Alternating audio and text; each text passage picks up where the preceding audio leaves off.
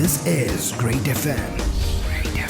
Hello, folks. Welcome to Great FM, the official podcast series from Great HR. You know, it's been a long year and simultaneously one that whizzed past us with no warning. And maybe time seemed to fly because we were all busy trying new things and putting out fires at the same time. You know, the nature of work has changed drastically, a thought that we've been overexposed to at this point. I will run the risk of saying that, but it's one that impacts everything in the workspace and therefore HR teams world over. And what do we discuss on Great FM? Well, matters of HR. I'm going to quickly run you through a mind map actually before diving into today's conversation to set the context, right? What makes up the fabric of an organization? The people. Success and failure directly linked to the quality of the talent pool an organization has managed to curate.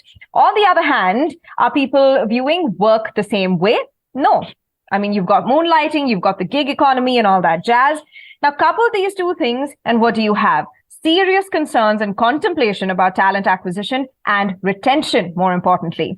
Companies now have to work doubly, triply hard at attracting and, more importantly, retaining a quality talent that can further the growth and vision of an organization and also create a sustainable workforce, right? And the efforts in this area are really, really visible. For example, I read a statistic recently cited in a WTW salary budget planning report that said in the largest increase since 2020, companies in the APAC region are budgeting an overall median salary increase of 5.1% for 2023 across 14 markets compared with the actual 4.9% increase in 2022. So just to put that in context, when you're talking about so many different regions coming together and doing that, that's quite an increase, okay? So as we move into 2023, this definitely is an important conversation to have, also to understand what are the things that we can do differently to be successful at talent acquisition and retention. So let's have this conversation with Vikas Maheshwary, Head Global HR Transformation, Biocon Biologics, and HR expert with over 25 years of experience in human capital management. Hello, how are you doing, Vikas? Hey, I'm doing well. Saw the world, and thanks for having me, Halya. Lovely to have you here, Vikas. I hear that, the podcast is also coming to you at a good time because you're having quite a day, huh?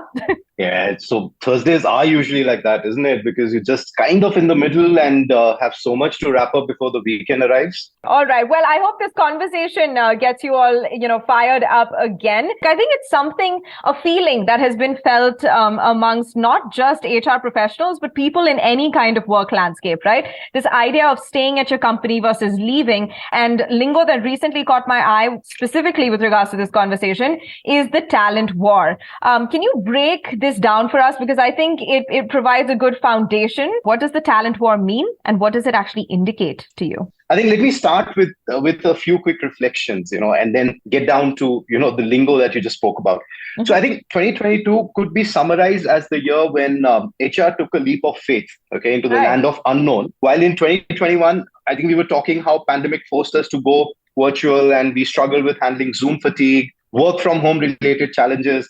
And this year, I don't know whether you've heard this, but this year we've also started talking of metaverse for effective PWD inclusion. You could see the kind of, drift that we've had literally, and we are all running literally on, I would say, steroids, if I may use that expression, because that's the kind of pace that we've been at. I also feel that this has been an exceptionally good year for marketeers, okay? So in a way, this has been a good year for HR practitioners because all of this buzz has forced us to think a tad bit differently and challenge everything that we do. Now, talking of lingos, I feel even war for talent, okay? This was actually coined by McKinsey, if my memory serves me right, somewhere in 97. And it described, the difficulties that businesses face, in finding or hiring skilled workers. I think in the current context, especially post-COVID, war for talent also has a retention focus. And I go back to what you said that, this year is actually where people are, or recruiters are starting to think that, is recruiting really my key focus, or do I start from attrition management or retention? So that's the kind of shift that you're seeing in this whole war for talent business. In other words, having an employee as just another brick in the wall, those days are gone. Okay. So they have to be looked as an important contributor to the value stream, not that they were not valued, but just as this whole feeling has just amplified. And that really is at the heart of retaining an employee, if you ask me. Yeah, no, I think the year has brought with it some very, very important realizations, like you just pointed out. And more specifically, this period in time, 2022 is sort of the fallout year from the pandemic, right? And I remember having this conversation with when it came to the Great Resignation as well previously in our podcast series. And we were talking about the idea that the pandemic sort of exacerbated the situation versus did it cause the situation, right? And I think that's a fairly okay question to ask or ponder on when it comes to talent retention as well. Do you think that this was a long time coming? And as an aside to that, what are the reasons for this problem that many organizations are currently, dealing with? Yeah, a bit of both, right? I mean, if you look at just pre-COVID times, we had been throwing people at problems. Let's not deny that. Hiring was a number. Okay. Manning was a key metric that used to be the hero of all the stories. Today, post-COVID, we are forced to think Manning in correlation to outcome. Also about the impact that Manning has made. I mean, look around you and you would find that there is a huge skill gap which is being caused by rapid changes in the job environment. Ever since we've started establishing skills COE in organization, the Skills Center of Excellence, we've started asking for skills which were never spoken or heard of earlier. And I think of challenges from gig economy, which is yet another contributor to the war of talent. And if you ask me, that's also been the reason why the revival of moonlighting happened. Then the way the businesses operate has seen major disruptions. This is almost like a cliched statement that everybody makes, but example would be, you used to be in a B2B setup, then you said, okay, there's a B2B and a B2C. Today, they are also talking about a B2B2C, so the lines of, or the business models in itself have emerged. And most importantly, the changing needs and expectations of workers, if you ask me, because we're talking multiple generations at workplace today. The rise of millennials, the advent of Gen Z, the upcoming alphas. So given these challenges, it's not surprising that for many businesses, employee and attrition, are front burner issues. So most HR practitioners, therefore, if you ask me, have got to or are already doing reconfiguration of their people strategies to literally work on building resilience within org structures, processes, and then people resilience as well. And using tech, to empower, enable, and change behaviors. I think it's not just the pandemic, it's also, this was definitely coming. It's just the way we have evolved, and that's what is at the heart of it all. Nice. Okay, I like the conversation about tech and how that impacts behavior, and how that also leads to HR professionals having to, like you said, reconfigure, right? And that was going to be my next line of conversation, which is: do you think HR as a function, not just HR professionals individually, but as a function, there needs to be a change in the approach to talent attraction and retention? Is 2023, given that we're talking about trends next year, is 2023 going to see a different way of building a talent pool, in the sense that, does it have to see a different way of building that pool? Yeah, we're always on that path, right? So, but let me just say that HR is having a watershed moment right now, where we are being forced to throw away the traditional HR playbook fired by the pandemic, the acceleration of intelligent automation, the great reshuffle. HR, I think, therefore, has to get creative when hiring, while also finding innovative ways to retain the existing employees. To be honest, I also feel that the rubber meets the road when talent acquisition teams think retention before acquisition, as I said earlier. So let me leave you with a food for thought here, and something which I think will catch everyone's fancy sooner than later, is that possibly the lines between talent acquisition and talent management are getting blurred.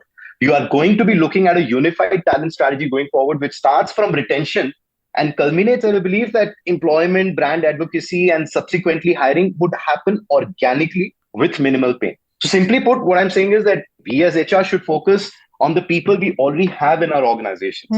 Put more emphasis on training employees, developing skills in-house, and drive internal mobility before we start buying talent. So in the war for talent, companies can thrive by investing in developing the talent they already have.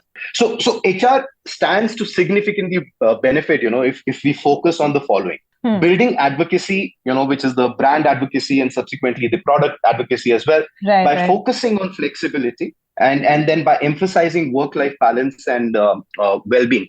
The second is that creating personalized experiences. Gone are those days when you could do a one-size-fits-all. For HR to truly deliver on employee experience, I believe it needs to decentralize a number of aspects, from development, career pathing, flexi pay structures, or whatever else. But this has to be decentralized. You have to work towards building hyper personalized HR journeys. And then, of course, one other thing that needs to be looked at is how do you attract and retain older workers? So many mature people either want to continue working or they have to do so for whatever family reasons, etc. Unfortunately, many of them get overlooked, okay, for training and development opportunities because of a misplaced view. Well, they're stuck in their ways. They're also amongst the first to be laid off every time there is a, restructuring or reorganization kind of And often, you would force them into early retirement, etc. So we have to look at them. So at the same time, the workforce is also aging rapidly in these organizations. So you really have no choice but to embrace them. I'll tell you could do some research on this practice by Unilever. It's called UWork, where they use a lot of these 50 plus, kind of workforce to do interventions with the junior lords. I think the entire idea of like a mentoring, and also, so mentoring and learning and development, like you said, is something again that we've talked about in a lot of detail about the pros of paying attention and investing in learning and development and how it can actually help you create a sustainable, healthy organization that doesn't have to keep going through like, the ups and downs, the roller coaster ride of maybe the fallout of another pandemic. Yeah, absolutely. And I do kind of want to ask a question now, Vikas. At the end of the day, we all work for one thing, right? Passions and everything aside. We do work for money. Do you think that monetary benefits are the only way to attract one? Or, do we need to start thinking outside the box? Like you mentioned, flexibility. Do you think other priorities need to become much bigger players and that'll probably help? Well, the answer is yes and no. Okay.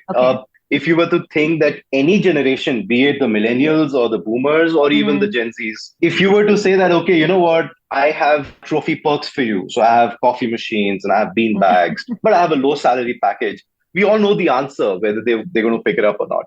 Yeah. So I think it's a fine balance. Okay, but what works for almost everybody, in my view, is a tad bit different. It is to say, okay, you have to meet a certain baseline of a compensation. Money is important, but not the only thing. Even if you look at the Gen Zs, people were saying, we're going to, we're happy to kind of give up some part of our salary, provided, we are given a work from home option. You ask any HR professional that have they encountered these cases yet? I mean, they're all there in this service, but in your organizations, you don't find those folks. Money is definitely important. But what people possibly need to focus on, people like us, is that how do you make them productive and give them the control to earn the money?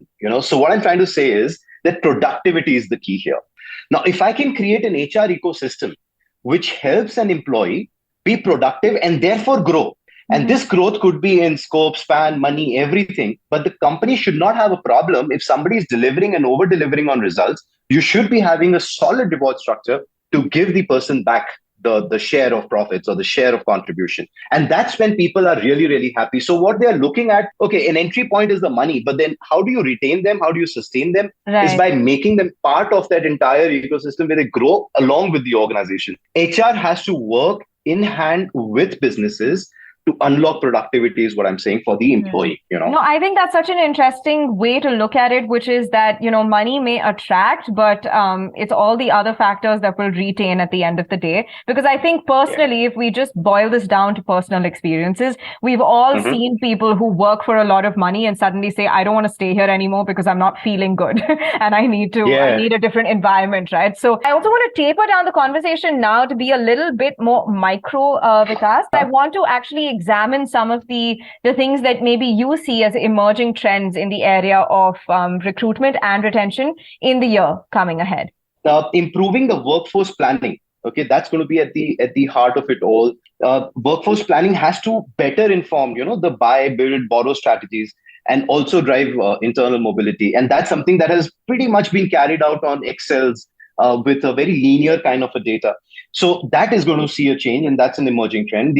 I also see that, intelligent automation is going to be a big one, because already there's a lot of solutions out there which people are using to kind of fine tune their automation and simplify, repetitive tasks, reducing admin work. All of this has already been around, but it's only going to increase going forward. Even things like analytics. So, I've been saying this in the organization that I work with as well, that gone are those days when you would sit on diagnostics and then say, oh, well, this happened, now let's repair it. I think you have to go a little more proactive. And therefore, the whole case for predictive analytics is being built, even in hiring, because today you have data models available and they kind of predict the quality of performance for a new hire. So, the third emerging trend, and I'm sure you've spoken about this to the other subject matter experts as well, is on the whole diversity and inclusion business. Now, I'll tell you why this is relevant for recruitment as well, because you see, one, let's accept that business leaders today have woken up to the fact that, DI is important.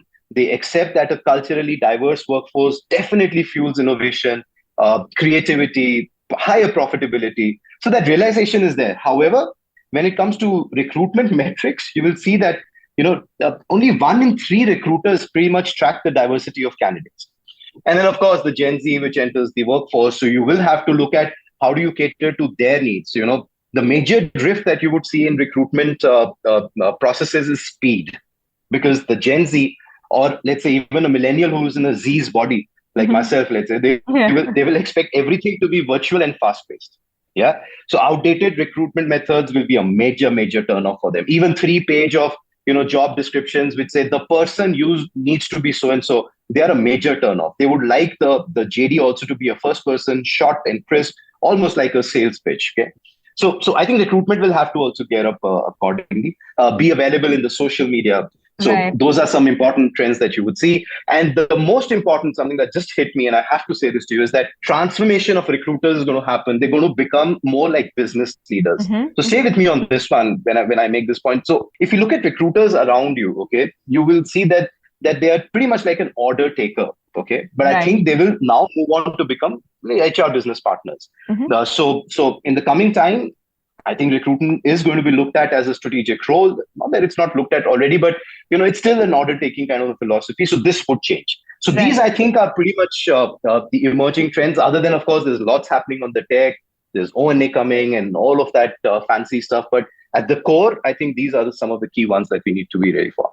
Nice. Okay. I think that's a very comprehensive list, first of all. You said I can't pinpoint, but you picked out some of the really cool ones. And I think in that vein, next year, if you were to sit and judge, what do you think will be the differentiator, and not differentiators, but one differentiator that will make an HR team either successful or a faltering one when it comes to winning the bid for quality and loyal talent? Oh, you didn't just say the L word, did you? The L word. Okay. So I'm not sure if loyalty is paramount or quality. Okay. So let me just say this the other way around. Would you value productivity or presentism? Okay. So my belief is that don't work towards building a loyal workforce. Okay. Work towards building a productive, happy workforce. Loyalty will follow. So the differentiators would be built if you were able to answer the following questions. So one is that, do you have a culture of innovation in your organization? And that so-called belief that you have a culture of innovation, is it decentralized or is it still, somebody has to approve an idea? And then they don't have the right support system or the right fuel to run that innovation forward. So in the absence of things like Shark Tanks or an innovation framework or an innovation lab or innovation champions, this is going to fail.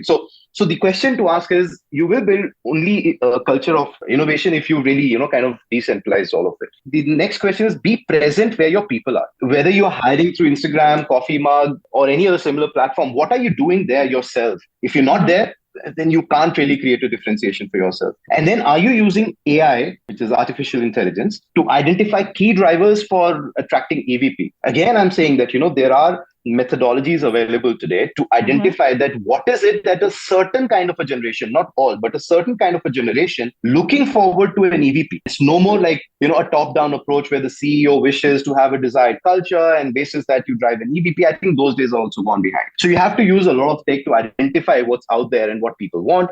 Do you have an intelligence layer, a talent intelligence layer built in? Then also, do you have a one-size-fits-all reward structure, or do you have a personalized persona-based reward structure or a skill-based reward structure? If you solve for some of these questions, then I'm pretty sure we would be building a competitive advantage. And then just one more thing, okay, which may not be a direct answer to that question, but if you really want to fetch the right quality, which typically is the custodians for this, the recruiters, then the HR also has to think a little differently. So HR has to think like tech and marketing. You have to think like a marketeer. You have to think technology. These things come together. If you do not have a product thinking mindset, you possibly will not be able to, kind of evolve and get into the right places to hire the right talent. So this is my view on how you could build a differentiation, Halia. Lovely. Well, I think again you've given us some really valuable insights into how we can sort of structure our approach to this. And I think I want to wrap today's conversation, Vikas, with just one question. It's a bit personal. What is the most important trend that you're going to be keeping an eye on, and also probably using in the next year as an HR professional yourself? One, you said, no, you made my life difficult. So, just one. Say that there's one trend that we need to look out, and we as an organization, plus I know a lot of my other colleagues are also working on, is establishing the skills COE. Okay, so it identifies for a certain role, which are the emerging, declining, adjacent skills. Okay. Now, once you get this information, then your entire talent journeys are impacted, because you see your hiring, let's start from there. Your hiring becomes more meaningful because you are now looking at those emerging and also the adjacent skills. Mostly recruiters, they do a keyword search, they find that this particular skill is not available and they reject the CV. But if you know that for that particular skill, which are the adjacent ones, you would not be, rejecting that CV. You would actually put that in the funnel. But then if you move further, after you've done a skill gap analysis, you could also have more meaningful conversations around promotions and growth for an employee. We all know it. Most of these talent conversations that happen, they are based on that one talent profile which is created, where the hero of the story again is the tenure that the person has spent in the organization, and possibly the ratings, the performance ratings, and that's pretty much it. Okay, and then you have education and all of that, but nowhere can you answer from that talent profile that is this person ready for the role that you're promoting the person for, which could be an aspired role or just a vertical movement. A lot of that is an intuition or is a gut feel from somebody or manager, to say that, well, I think this person is ready. But if you have a skills scorecard with you for the current and also for the aspired role or for the next role, then the conversation is way more meaningful, because you know that you're going to take a decision on this employee's growth in the organization, setting this person up for success and definitely not for failure if you've established that skills COE. So I think that's one emerging trend that if you could just invest on, you would not go wrong as an HR practitioner for the next 4 to 5 years for sure. Yeah, but it definitely seems worth it, like you pointed out, and a good last pick, I think, Vikas. We've ended on a high. I'm glad. Thank you so very much for joining us on this podcast for this conversation. It's really been quite valuable to understand, and a great one to have going into the new year. I think we can all take a lot from it. So thanks once again. Thanks, Ahalya. I've thoroughly enjoyed this and look forward to more. Thank you so much for having me once again. Absolutely. Everyone stay tuned. More interesting podcasts coming up on the Great FM series. As you always know, we will deliver the next time we meet you. But in the meantime, stay safe, stay happy, and stay curious. This is Great FM.